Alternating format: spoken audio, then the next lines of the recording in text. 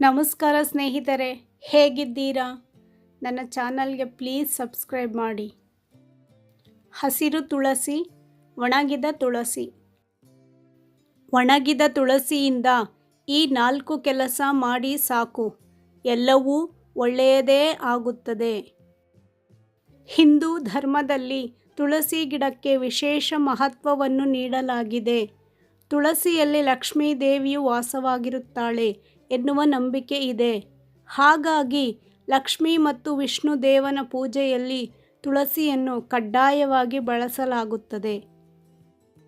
ಮನೆಯಲ್ಲಿ ತುಳಸಿ ಗಿಡವನ್ನು ಪೂಜಿಸುವುದರಿಂದ ಧನಾತ್ಮಕ ಶಕ್ತಿ ನೆಲೆಸುತ್ತದೆ. ಸಂಪತ್ತು ಮತ್ತು ಸಮೃದ್ಧಿ ಮನೆಯಲ್ಲಿ ಇರುತ್ತದೆ. ಹಿಂದೂ ಶಾಸ್ತ್ರದಲ್ಲಿ ತುಳಸಿ ಗಿಡ ಒಣಗಿ ಹೋಗುವುದು ಶುಭವಲ್ಲ. ಆದರೆ ಈ ಒಣಗಿದ ತುಳಸಿಯಿಂದ ನಮ್ಮ ಜೀವನದಲ್ಲಿ ಆರ್ಥಿಕ ಸಮೃದ್ಧಿ, ಸಂತೋಷ ಮತ್ತು ಶಾಂತಿಯೂ ಬರುತ್ತದೆ. ಒಣ ತುಳಸಿಯಿಂದ ಶುಕ್ರವಾರ ಲಕ್ಷ್ಮೀ ದೇವಿಗೆ ಮತ್ತು ವಿಷ್ಣು ದೇವನಿಗೆ ದೀಪವನ್ನು ಹಚ್ಚಲಾಗುತ್ತದೆ. ತುಳಸಿ ಹಸಿರಾಗಿದ್ದಾಗ ಮಾತ್ರವಲ್ಲ, ಅದು ಒಣಗಿದ ನಂತರವೂ ಸಾಕಷ್ಟು ದೈವಿಕ ಶಕ್ತಿಯನ್ನು ಹೊಂದಿರುತ್ತದೆ. ನಿಮ್ಮ ಮನೆಯಲ್ಲಿ ತುಳಸಿ ಗಿಡ ಒಣಗಿದ್ದರೆ ಅದನ್ನು ಎಲ್ಲೆಂದರಲ್ಲಿ ಎಸೆಯುವ ಬದಲು ಈ ಕೆಲಸಗಳನ್ನು ಮಾಡಬಹುದು. ಮನೆಯಲ್ಲಿ ತುಳಸಿ ಗಿಡ ಒಣಗುವುದು ಶುಭವಲ್ಲವಾದರೂ ಅವುಗಳಿಂದ ಮಾಡುವ ಕೆಲವೊಂದು ಕೆಲಸಗಳು ಪ್ರಯೋಜನಕಾರಿಯಾಗಿರುತ್ತದೆ. ಒಣ ತುಳಸಿಯಿಂದ ಆಗುವ ಪ್ರಯೋಜನಗಳು. ಮೊದಲನೆಯ ಪ್ರಯೋಜನ, ಒಣ ತುಳಸಿ ಧೂಪ ಹಾಕಿ. ಒಬ್ಬ ವ್ಯಕ್ತಿಯು ದೃಷ್ಟಿದೋಷಕ್ಕೆ ಒಳಗಾಗಿದ್ದರೆ, ನರದೃಷ್ಟಿಯಿಂದ ಅವನ ಜೀವನ ಹಾಳಾಗುತ್ತಿದ್ದರೆ, ಮನೆಯಲ್ಲಿ ನಕಾರಾತ್ಮಕತೆಯ ಕಾಟ ಹೆಚ್ಚಾಗಿದ್ದರೆ, ಅಂತಹ ಸಮಯದಲ್ಲಿ ಒಣಗಿದ ತುಳಸಿಯಿಂದ ಧೂಪವನ್ನು ತಯಾರಿಸಿಕೊಳ್ಳಿ. ಅಂದರೆ ಒಣ ತುಳಸಿಗಳನ್ನು ಧೂಪ ಹಾಕುವ ಪಾತ್ರೆಯಲ್ಲಿ ಹಾಕಿ ಅದಕ್ಕೆ ಬೆಂಕಿಯನ್ನು ಹಾಕಿ ಮನೆಯ ಮೂಲೆ ಮೂಲೆಯಲ್ಲೂ ಅದರ ಹೊಗೆಯನ್ನು ತೋರಿಸಿ.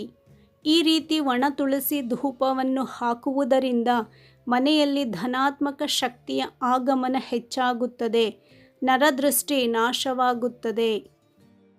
ಇದನ್ನು ಒಮ್ಮೆ ಮಾಡಿದರೆ ಪ್ರಯೋಜನವಿಲ್ಲ, ಬದಲಾಗಿ ವಾರಕ್ಕೆ ಒಮ್ಮೆಯಾದರೂ ಮಾಡುತ್ತಲಿರಬೇಕು. ಎರಡನೇ ಪ್ರಯೋಜನ, ಒಣ ತುಳಸಿ ಮತ್ತು ಗಂಗಾಜಲವನ್ನು ಚಿಮುಕಿಸಿ. ಒಣಗಿದ ತುಳಸಿ ಎಲೆಗಳನ್ನಾಗಿರಬಹುದು ಅಥವಾ ಅದರ ತುಂಡುಗಳನ್ನಾಗಿರಬಹುದು, ಒಂದು ಪಾತ್ರೆಯಲ್ಲಿ ಗಂಗಾಜಲವನ್ನು ಹಾಕಿ ಅದರಲ್ಲಿ ಇವುಗಳನ್ನು ಹಾಕಿ ಆ ನೀರನ್ನು ಮನೆಯ ಮೂಲೆ ಮೂಲೆಯಲ್ಲೂ ಚಿಮುಕಿಸಿ. ಉಳಿದ ನೀರನ್ನು ತುಳಸಿಯೊಂದಿಗೆ ಮನೆಯ ಯಾವುದಾದರೂ ಒಂದು ಸ್ಥಳದಲ್ಲಿ ರಾತ್ರಿಯಿಡೀ ಇರಿಸಿ. ನಂತರ ಮರುದಿನ ಮುಂಜಾನೆ ಆ ನೀರಿನೊಂದಿಗೆ ತುಳಸಿಯನ್ನು ಯಾವುದಾದರೂ ಒಂದು ಹರಿಯುವ ನದಿಯಲ್ಲಿ ಹಾಕಿರಿ. ಈ ರೀತಿ ಮಾಡುವುದರಿಂದ ಮನೆಯಲ್ಲಿ ಸಂತೋಷ ಮತ್ತು ಸಮೃದ್ಧಿ ನೆಲೆಯಾಗುತ್ತದೆ.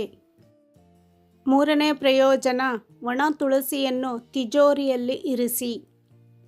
ನೀವು ವ್ಯಾಪಾರದಲ್ಲಿ ನಿರಂತರ ನಷ್ಟವನ್ನು ಅನುಭವಿಸುತ್ತಿದ್ದರೆ, ಒಣ ತುಳಸಿ ಎಲೆಗಳನ್ನು ಕೆಂಪು ಬಟ್ಟೆಯಲ್ಲಿ ಕಟ್ಟಿ ನಿಮ್ಮ ತಿಜೋರಿ ಅಥವಾ ನೀವು ಹಣ ಇಡುವ ಸ್ಥಳದಲ್ಲಿ ಇರಿಸಿ.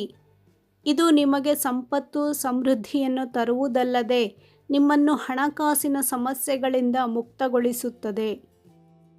ನಾಲ್ಕನೇ ಪ್ರಯೋಜನ, ಒಣ ತುಳಸಿಯಿಂದ ಹೋಮ ಹವನ. ಒಂದು ವೇಳೆ ನಿಮ್ಮ ಮನೆಯಲ್ಲಿ ಪದೇ ಪದೇ ಕೌಟುಂಬಿಕ ಕಲಹಗಳು ಉಂಟಾಗುತ್ತಿದ್ದರೆ, ಮನೆಯಲ್ಲಿ ಅಶಾಂತಿ ತಲೆದೂರಿದ್ದರೆ, ಮನೆಯಲ್ಲಿ ಹುಣ್ಣಿಮೆ ಅಥವಾ ಅಮಾವಾಸ್ಯೆಯ ದಿನದಂದು ಹೋಮ ಹವನವನ್ನು ಮಾಡಬೇಕು.